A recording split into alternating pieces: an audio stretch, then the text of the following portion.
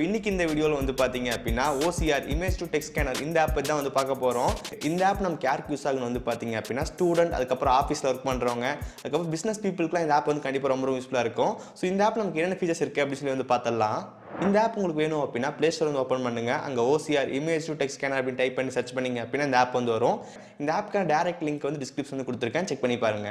Once இந்த app install பண்ணி open பண்ணோம் அப்படின்னா இங்கே நமக்கு 5 ஆப்ஷன் உங்களுக்கு வந்து பார்த்தா காட்டும். ஃபர்ஸ்ட் ஒன் வந்து பார்த்தீங்க அப்படின்னா இமேஜ் டு டெக்ஸ்ட். ஸோ நம்மக்கிட்ட ஒரு இமேஜ் இருக்குது, அந்த இமேஜ் ஒரு டெக்ஸ்ட்லாம் இருக்கும்.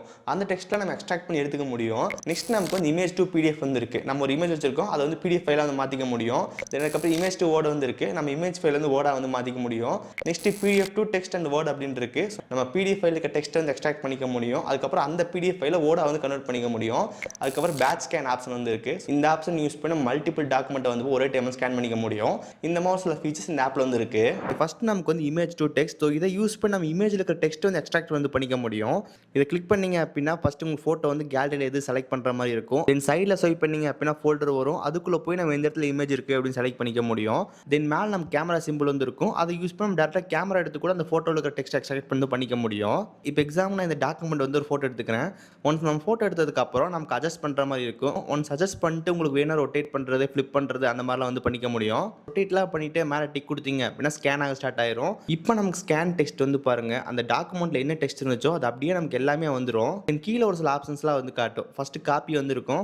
காப்பி கொடுத்தீங்க அப்படின்னா டெக்ஸ்ட் எல்லாமே காப்பி ஆயிரும். தென் ஷேர் கொடுத்தீங்க அப்படின்னா இந்த டெக்ஸ்ட் நம்ம யாருக்கு ஷேர் பண்ணுமோ ஈஸியாக வந்து ஷேர் பண்ணிக்க முடியும். தென் அது கீழே சேவ்னு இருக்கும். சேவ் கொடுத்தீங்க அப்படின்னா இந்த டெக்ஸ்ட் நம்ம ஒரு டெக்ஸ்ட் ஃபைலாக வந்து கிரியேட் பண்ணிக்க முடியும். இந்த டெக்ஸ்ட் நம்ம டேரெக்டாக PDF அண்ட் வேர்ட் ஃபைல் மாற்றணும் அப்படின்னா நம்ம ப்ரோ வெர்ஷன் வந்து பை பண்ணுற மாதிரி இருக்கும்.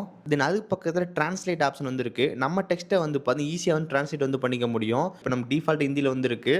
தென் இதுக்கு மேலே உங்களுக்கு வந்து லாங்குவேஜ் செலக்ட் பண்ணுற மாதிரி இருக்கும். நீங்கள் லாங்குவேஜ் செலக்ட் பண்ணி டேரெக்டாக டெக்ஸ்ட் வந்து டிரான்ஸ்லேட் வந்து பண்ணிக்க முடியும்.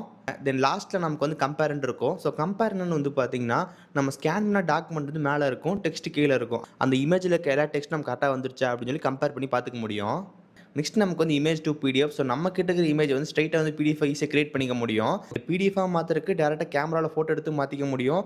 இல்லை கேலரிலேருந்து ஒரு ஃபைல் செலக்ட் பண்ணிக்க முடியும். ஒன் செலக்ட் பண்ணதுக்கப்புறம் என்ஹான்ஸ் வந்து ஆயிருக்கும். உங்களுக்கு சப்போஸ் என்ஹான்ஸ் வேணும்னு நினச்சிங்க அப்படின்னா டிசேபிள் வந்து பண்ணிக்கலாம்.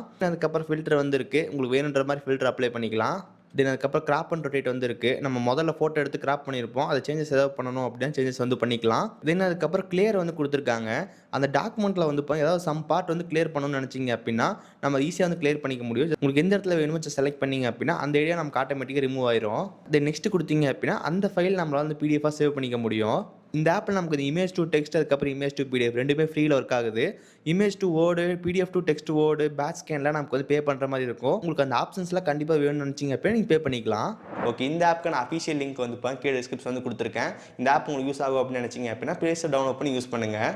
ஓகே ஸோ கைஸ், ஸோ இந்த வீடியோ அவ்வளோதான். இந்த வீடியோ பிடிச்சிருந்துச்சுன்னு நினச்சிங்க அப்படின்னா மறக்காம ஒரு லைக் கொடுங்க. தென் இதே மாதிரி வீடியோஸ் பார்க்குறதுக்கு கீழே ரெட் கலர் பட்டன் கிளிக் பண்ணி மறக்காம சப்ஸ்கிரைப் பண்ணி ஃபாலோ பண்ணுங்கள். ஸோ இந்த வீடியோ அவ்வளோதான். சந்திக்கிறேன். See you guys. Bye. Have a nice day.